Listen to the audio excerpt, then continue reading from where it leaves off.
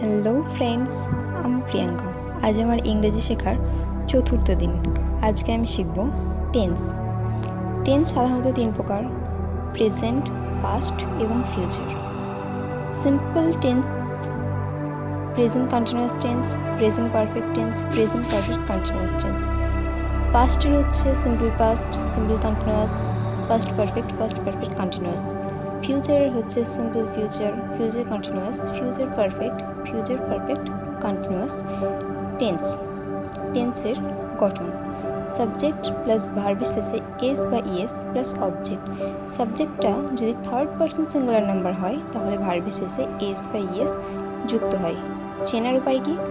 ক্রিয়া শেষে করি, করো, খাই, যাই ইত্যাদি যুক্ত থাকে। চলো এবার কিছু উদাহরণ দেখে নেওয়া যাক।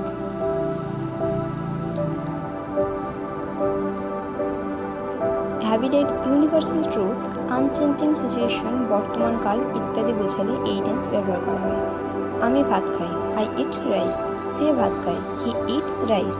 এখানে হি থার্ড পারসন তাই ইটস হয়েছে। সে ভালো গায়, সে সিংস ওয়েল।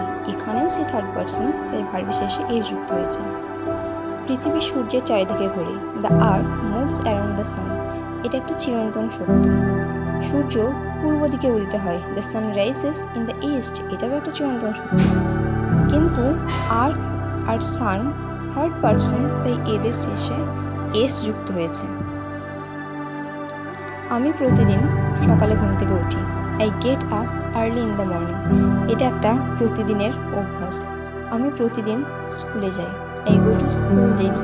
তারা প্রতিদিন ফুটবল খেলে, দে প্র্যাকটিস ফুটবল। মিতা প্রতিদিন স্কুলে যায়, Mita goes to school daily. আমরা ক্রিকেট খেলি, উই প্লে ক্রিকেট। পাখিরা উঁচুতে ওড়ে, বার্ডস ফ্লাই হাই। সে গান ভালোবাসে, সে লাভস মিউজিক।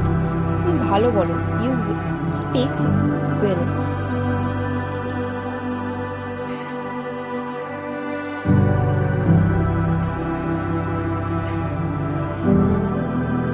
সে কলকাতায় থাকে, হি লিভস ইন কলকাতা।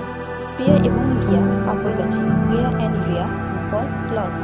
তুমি কি করো, হোয়াট ডু ইউ ডু। সে কোথায় খেলে, ওয়্যার ডাজ হি প্লে। রাজ কঠোর পরিশ্রম করে, রাজ ওয়ার্কস হার্ড। চলো আজকে এতটুকু। আজকের টাস্ক আপাতত কমপ্লিট।